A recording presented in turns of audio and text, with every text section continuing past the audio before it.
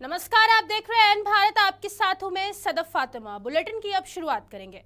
सहारनपुर में मुख्यमंत्री योगी आदित्यनाथ ने कहा कि चुनाव ध्रुवीकरण का है। एक तरफ जातिवादी और दूसरी तरफ राष्ट्रवाद के लोग हैं। एक तरफ तुष्टीकरण की नीति पर चलने वाले हैं, दूसरी तरफ भारत माता का सम्मान ऊंचा रखने वाले हैं।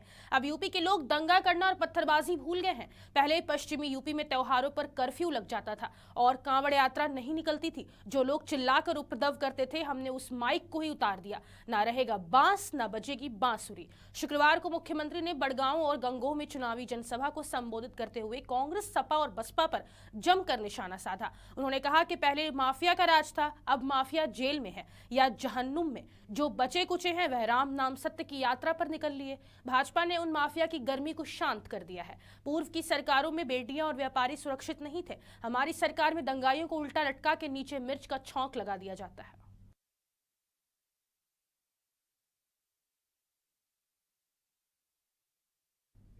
राष्ट्रीय लोकदल के राष्ट्रीय अध्यक्ष जयंत चौधरी ने मंडावली के किसान इंटर कॉलेज में चुनावी सभा को संबोधित किया। इस दौरान उन्होंने समाजवादी पार्टी पर जमकर निशाना साधा। उन्होंने कहा कि कुश्ती होने से पहले ही विपक्ष के चारों खाने चित हो गए हैं। रालोद सुप्रीमो चौधरी जयंत सिंह ने चुनावी जनसभा को संबोधित करते हुए कहा कि यहाँ मैं और बीजेपी के नेता जुट रहे हैं।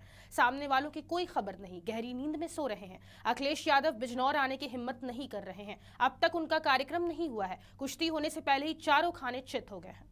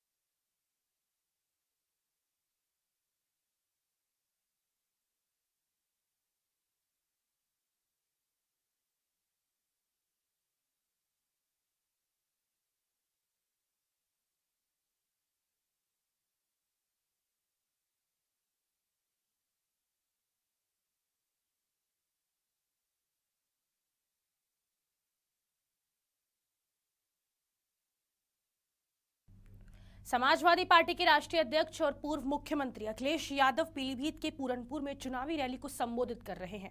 इसके बाद सीतापुर सपा विधायक अनिल वर्मा के घर पहुंचे। वहां अपने इंडी गठबंधन के प्रत्याशी राकेश राठौड़ और अनिल वर्मा सपा विधायक सहित दर्जनों जिलों के पदाधिकारी और कार्यकर्ताओं से मुलाकात कर होने जा रहे चुनाव पर चर्चा की है। उसके बाद पत्रकार वार्ता के दौरान उन्होंने बताया कि हमारे विधायक अनिल वर्मा के घर में शादी थी, मैं नहीं आ पाया, जिसके कारण हमें इस समय आना पड़ा। मुख्य तौर पर उनके निशाने पर बीजेपी रही। इशारों इशारों में उन्होंने मौजूदा सरकार को निकम्मी और नाकारा बताते हुए कहा कि जो जनता की बात ना सुने वह सरकार निकम्मी है, जो महंगाई बढ़ाए वह सरकार निकम्मी है, किसानों को साथ ना लेकर चले वह सरकार निकम्मी है। इसलिए इस बार जनपद सीतापुर में हमारी सरकार बनेगी।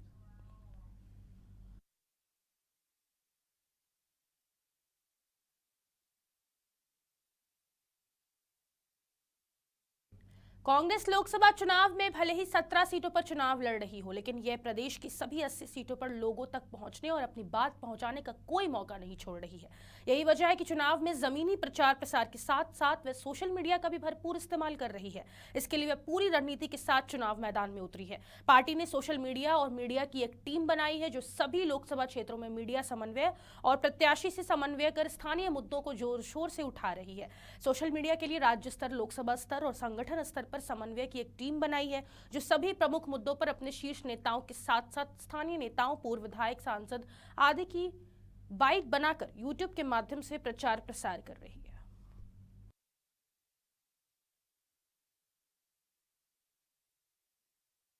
लोकसभा चुनाव 2024 के लिए पूर्व मुख्यमंत्री लालू प्रसाद के छोटे बेटे और नेता प्रतिपक्ष तेजस्वी यादव ने राष्ट्रीय जनता दल का घोषणा पत्र जारी कर दिया है।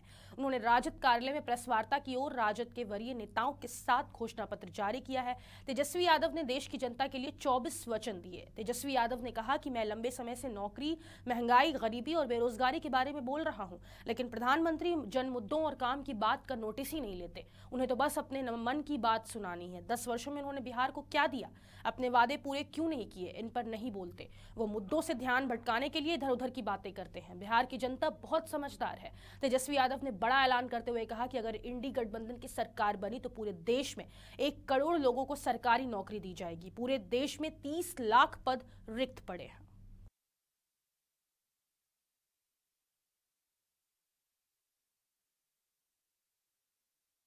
देश में चुनाव का माहौल है। सभी अपने अपने क्षेत्रों का लगातार दौरा कर रहे हैं। सपा मुखिया अखिलेश यादव ने भी बिजनौर का दौरा किया। यहां उन्होंने विशाल जनसभा को संबोधित किया। अपने संबोधन में अखिलेश ने विपक्ष पर जमकर हमला बोला। इसके साथ ही उन्होंने नगीना लोकसभा से गठबंधन प्रत्याशी मनोज कुमार के लिए जनता से वोट करने की अपील की।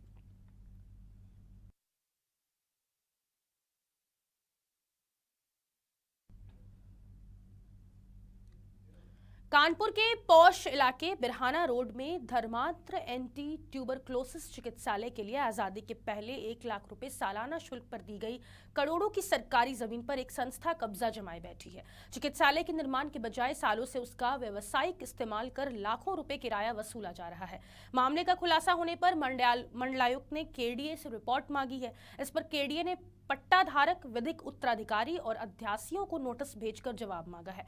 डीएम सर्किल रेट के अनुसार वर्तमान में जमीन की कीमत 17.74 करोड़ रुपए है। वहीं अगर बाजारू भाव देखा जाए तो इसकी कीमत करीब 40.74 करोड़ रुपए है। देश में आजादी के पहले ट्यूबरक्लोसिस महामारी के रूप में फैली हुई थी।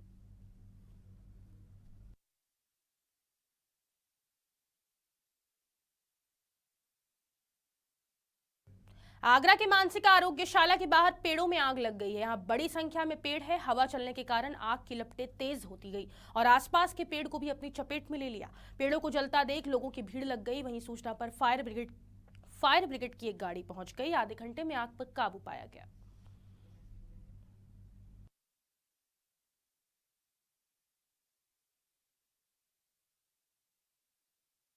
उत्तर प्रदेश के सीतापुर जनपद में खुद की सर्विस रिवॉल्वर से गोली मारकर आत्महत्या करने वाले दरोगा मामले में एक सुसाइड नोट सोशल मीडिया पर वायरल हुआ है। सुसाइड नोट सोशल मीडिया पर वायरल होने के बाद पुलिस अधिकारियों की तरफ से बताया जा रहा है कि मामले की जांच कराई जा रही है। मामले की जांच पूरी होने के बाद दोषी पाए जाने वाले पुलिसकर्मियों के खिलाफ इस मामले में कार्रवाई की जाएगी, क्योंकि आत्महत्या करने वाले दरोगा ने एसएचओ और पुलिसकर्मियों पर गंभीर आरोप लगाए हैं। ऐसे में पुलिस अधिकारियों की तरफ से मामले की जांच के लिए टीम गठित कर दी गई है। हालांकि सोशल मीडिया पर वायरल हुए सुसाइड नोट की पुष्टि एन भारत नहीं करता है। दरअसल सीतापुर जनपद के मच्छरहेटा थाने में तन दरोगा मनोज कुमार ने शुक्रवार सुबह खुद को गोली मारकर आत्महत्या कर ली थी, जिसके बाद उनके साथ के पुलिसकर्मी उन्हें सामुदायिक स्वास्थ्य केंद्र ले गए, जहां से उन्हें जिला अस्पताल रेफर कर दिया गया। जिला अस्पताल पहुंचने के बाद डॉक्टरों ने उन्हें मृत घोषित कर दिया था।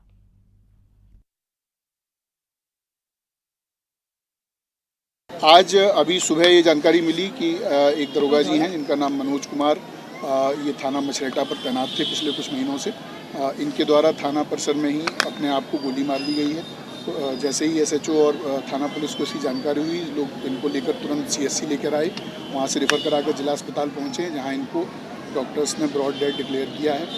बॉडी को अभी पोस्टमार्टम हेतु भेजा जा रहा है। इनके परिवारीजनों से संपर्क करके उनको यहाँ बुलाया जा रहा है। इसमें अभी इसके कारणों की अभी अज्ञात हैं, अभी समझ में नहीं आया है किस कारण से इन्होंने ऐसा किया। बहुत ही दुखद घटना है। इसमें हम लोग जल्दी ही इसमें क्या कारण है। उत्तर प्रदेश के जनपद अमरोहा के गांव धनौरी मीर में दबंगों ने लाठी डंडों से पीट कर एक बुजुर्ग को मौत के घाट उतार दिया है। बता दें कि पूरा मामला थाना नौगावा सादात क्षेत्र के गांव धनौरी मीर का है, जहां शावेज गांव में ही एक दुकान पर बाल कटवाने गया था, जहां पर डीजे बजाने को लेकर गांव के ही सामिक से मामूली कहासुनी हो गई। कहासुनी होने पर सामिक ने शावेज नाम के युवक को पीटना शुरू कर दिया, जिसकी शिकायत शावेज ने अपने घर पर जाकर की। जब शावेज के परिवार के लोग आए तो दूसरे परिवार के हासम, वसीम, मुजफ्फर, सिराज ताजुद्दीन दबंग लोग पहले से घात लगाए बैठे हुए थे, जिन्होंने तुरंत लाठी डंडों से हमला कबूल दिया, जिसमें शाकिर नाम के बुजुर्ग की मौके पर ही मौत हो गई और 5 से 6 लोग घायल हो गए, जिसके बाद पुलिस को इस घटना की जानकारी दी गई। वहीं पुलिस ने 5 लोगों के खिलाफ मुकदमा दर्ज कर लिया है। बता दें कि मृतक के परिवार का कहना है कि ये दबंग लोग हैं, गाँव के सभी लोग इनसे डरते हैं। क्या नाम है तुम्हारा? मेरा नाम जी शरत अली है। जो मृतक थे वो मेरे भाई हैं। कहाँ रहते हो तुम? मैं धनौरी में रहता हूँ सर। अच्छा, जो जिनकी मौत हुई क्या नाम था उनका? उनका नाम शाकिर अली था। मैं उनका सब छोटा भाई हूँ। अच्छा, हमें भी बहुत मारा। मेरे भी हर जगह बदन में चोटें लगी हुई हैं। सर पे जो कपड़ा बंधा क्या है, चोट लगी है? सर चोट लगी हुई है, यहाँ घूमना पड़ा हुआ बहुत तकड़ा। और वो सब बहुत दबंग लोग हैं। वो पूरा गांव उन्होंने तबाह कर रखा सर। जिला बदर है मुजफ्फर, गोकशी में जेल भी जा चुका है, पहले भी 3-4 मर्डर कर चुका है। पूरे गांव में आतंक मचा रखा है सर। हम तो जिला बदर होने के बाद फिर भी गांव में रह रहा था वो? हाँ सर, पता नहीं क्यों रह रहा था। अब इसे तो वही जान सकता है। और अब भी गोकशी कर रहे हैं वो। अब ज़्यादातर जो मामला हुआ है सर, वो बीजेपी हटाओ, मोदी हटाओ, ये नारे लगा था। हमने थोड़ा सा उसका विरोध करा तो उसने साहब हमें इतना मारा बेहिसाब। बच्चे बाल कटिंग कराने गए थे, मेरा छोटा भाई वहाँ पे पहले से सामने खड़ा था। इसी बात पे कैसे हुई, उसने उसे मारा। इस बात को वो घर पे बताने के लिए आया, तो मैं, मेरे पापा, मेरे चाचा, हम उनसे पूछने के लिए गए, तो उन्होंने वहाँ पहले से तैयार थे वो, उन्होंने हमें घेर के मारा और जिससे मेरे पापा की मौके पर ही मौत हो गई। कौन लोग थे वो इसमें हाशम दबंग लोग थे वो, जिन पे गोकशी का केस है मुजफ्फरपुर और गैंग स्टार भी लगी हुई है। जिला बदर है। अच्छा, दबंग लोग हैं।